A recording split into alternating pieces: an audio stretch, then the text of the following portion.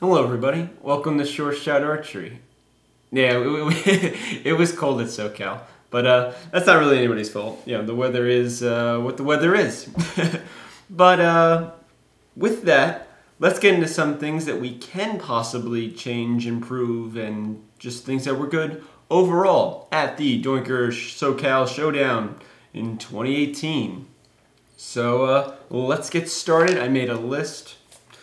Alright, so first off, I felt like the tournament itself ran pretty well, besides one instance, and that was a confusion in shooting times for head-to-head eliminations. And this confusion happened on Sunday because Saturday night, a few of the divisions, such as men's senior recurve, shot one of their matches the day before on Saturday. And they were scheduled to come at a different time than some of the other divisions, say women's recurve, senior recurve. So there was some confusion between all the divisions. Some people thought they were supposed to be there at 7:30. Others were under the impression they were supposed to be there at 8:30. And that created a bit of chaos, especially among people shooting. I know when I got to the tournament, I was actually asked by several people that were really surprised. They were like, Anthony, aren't you supposed to be shooting arrows right now? And I was like, no, the schedule said that I'd shoot at 8:30 because I was, I had shot previously the day before at 5:30 for my 1/32nd round. So I was already into the 1/16th. So that created some mess, I guess, between what was printed out on the actual schedule and then emails that went out later in the day or into the night on Saturday. That created a lot of confusion on Sunday. So the tournament did run really well besides that one point, but I think that point was pretty important though because there were a lot of people confused. Another interesting thing at the tournament was the Archery Festival, and basically they were kind of like mini intermissions between, I guess like changing the field and just to help, give like little breaks if you were at like official practice or something like that. Some of these Archery Festival events were this remote controlled Raptor that you could shoot and it would drive, just in front of the targets or close to just in front of the targets, and you could shoot at it and you could win prizes for your arrow being the closest or actually just hitting it. They had other ones like the Iron Bullseye that you could pay and sign up for, and then you won prizes. They had a dunk tank. So there was a good variety of archery related things that kind of added a little different layer of fun and just something different to your standard archery tournament. So these events were all at a good time. Besides, I felt like the dunk tank. The dunk tank probably should have been earlier in the shoot, unless they were holding it earlier and I missed it. But for me, I was like, such as like the Raptor and the Iron Bullseye, they were during unofficial practice, which was really good because you could stop practicing and do that, or you could watch because there was a good amount of time for unofficial practice. But the dunk tank, from what I was aware of, ran at the very end of the tournament, and at that point the finals, we're getting to the bronze and gold medal matches here. And for me, I'm not going to walk away from that and go watch somebody get dunked. I'm sure some people partake in that, and that's cool.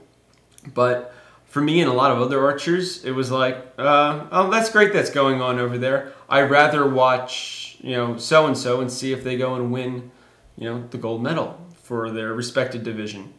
So I feel like that could have been moved to, I don't know, a different time.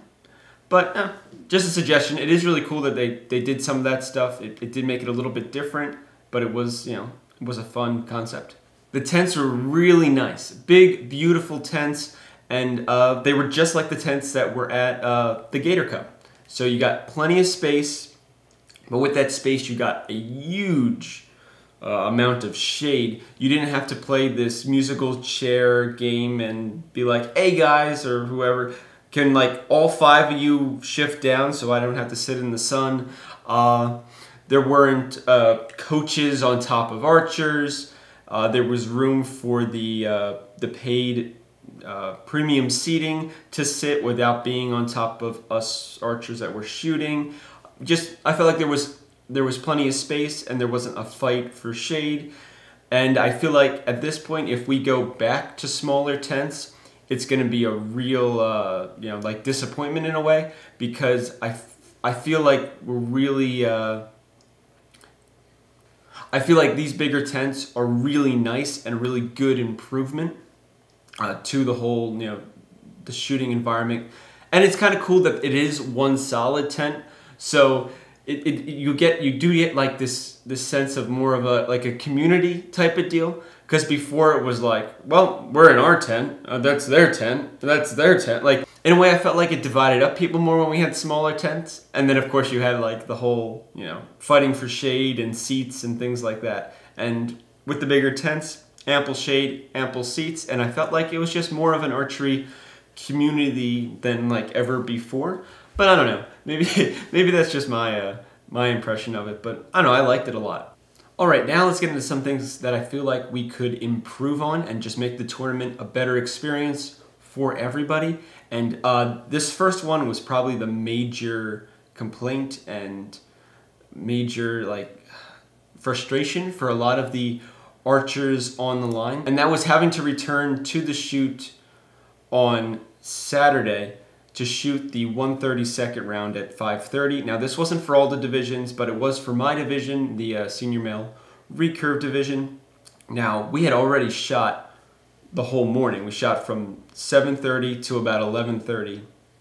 And then we had to kind of just sit around or pack up all our stuff and head back to the hotel until 5:30 rolled around, because we had to shoot the 132nd round that day as well. And that kind of put us in a weird spot, because you couldn't just shoot your qualification, relax, maybe plan something else to do. You kind of had to stay in the game the whole time and be prepared to shoot the 132nd round. Now this came at another cost too, because since you are shooting a head-to-head match, if you lose, then you're done shooting on Saturday. But everybody that goes to this shoot already paid for a hotel room, and I'm sure their flights were either late Sunday night or early Monday morning. And if you got knocked out in the 132nd round, then you were kind of stuck at the shoot with nothing to do. There wasn't really a 70 meter there wasn't a 70 meter practice range. Like, they had blank bail, but it's not quite the same, and you only want to do that for so long. At least that's the general consensus on blank bail. But it was really it was a turnoff for newer, less experienced shooters. People that maybe go to these things because they want to get better, they want the experience, or they go to these things because it's kind of like an archery vacation. They love shooting archery. They want to go and be able to shoot with shooters like Brady or whoever, and they love that experience. They love seeing all their friends and their archery family. And the way that this was set up, if you were new, odds are you probably got knocked out early in the the 132nd at 5:30, and then you had nothing to do on Sunday. But I'm sure the odds are that person came to this event to shoot archery. So I understand this was probably done for a time thing, like scheduling wise. I'm sure it is a lot of work setting up this tournament, but with the idea of growing archery and getting more people involved by shooting the 132nd round at 5:30 at night, the main archers you're going to be turning away are all the new shooters. But by shooting the 132nd round at 5:30, you're turning off all these new shooters, because it's like, oh, well, I spent all this money thinking that I was going to be able to shoot, Sunday, and now I can. But I came here for archery. So I know it's probably hard scheduling wise, but I feel like that's something that we really have to look into if the goal is to, get more people to come to these national events and just, grow the archery audience. Now, for me, I did make it through the 132nd round. I won my match, and I went to the 116th round in the next morning on Sunday. So it's not like I got out, but I did get somebody else out, and I'm sure that person would have liked to have shot the next day, and I'm sure there's many people that are in the same ballpark. So I do feel like it's just something we should take into consideration.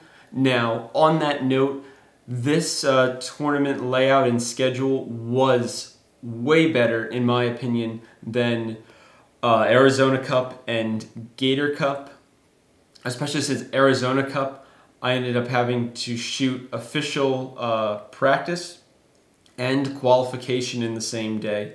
And then the next day was head-to-head elimination matches. And then it was flip-flopped for Gator Cup. But that format is definitely like a mess, in my opinion. First, you only shoot 2 days. And then second, sure, you get done with Saturday. But most people can't just fly out Sunday, because to fly out Monday, usually the airfares are drastically cheaper. So you're staying more days anyway, and you're not shooting archery. So again, that format's not helpful, because I come to these shoots to shoot arrows. Don't try to condense it, because you're not helping me and you're not helping my experience, at the shoot. At the end of the day, every archer is the customer. The tournament is the service. And the customer, and everything else that I've ever been a part of, the customer comes first. So I feel like we need to figure out a way to not run like a 132nd round on the same day as official qualification, because you're really turning off the customer, the archer who's paying and helping afford these tournaments to be ran. And of course they're going to go home and tell their friends and family that might want to go that, oh, I got out in the 132nd round and I totally blew all this money on Sunday because I couldn't shoot, and I wasted my money on a hotel room and food and all this other stuff. So I know it's kind of turned into maybe a little bit of a rant, but it's so important to keep these things in mind, because I want to see archery succeed. I don't know if I want it to succeed more than the person next to me, but I really want to see this sport be successful. And I don't know if the format we did this weekend was the most successful for archery. It was definitely better, in my opinion, than Arizona Cup and Gator Cup. But I don't know. I think we can still do better than this without turning off so many new shooters.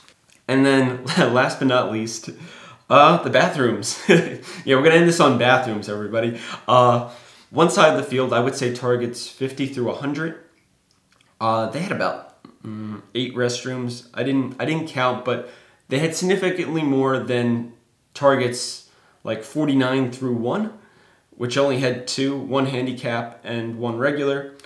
And I felt like they need to be distributed a little more evenly, or just add some more down that end of the field. I understand like the main entrance into the chute was where the 8 porta potties were. And that, that obviously makes a lot of sense, because most of the traffic is going to go through there. But during matches and stuff, and then just add a convenience for like your parachuters and people with disabilities and things like that, that's a lot longer hike, especially if you're trying to go in between ends at qualification to use the bathroom real quick. That's not easy to get like at least halfway down the field. So it would have been a little bit better if they had a few more over there. I don't know, like logistics wise, how tough that would have been, but that would have made it a little bit better. Some tournaments past, I felt like Gator Cup did a really great job with the bathroom setup. I didn't hear any complaints, but for this tournament, I did hear complaints from people about how the porta potties were set up. And of course, the major one everybody was complaining about was that 132nd round at 5:30. So yeah, these are my thoughts, and you know, the kind of like the unofficial polling I did from people coming up to me during the shoot and just discussing with me their thoughts on it. So I put it together in a video to share.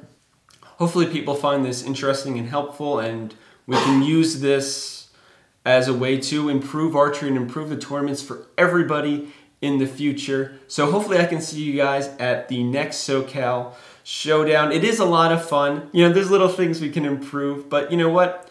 It's like life. You know, you're always trying to make yourself better. So I'm always here trying to make archery a little bit better. Thank you so much for watching. Would love to hear your thoughts, you know, if they're for or against whatever I have to say in the comments section down below. And as always, happy shooting.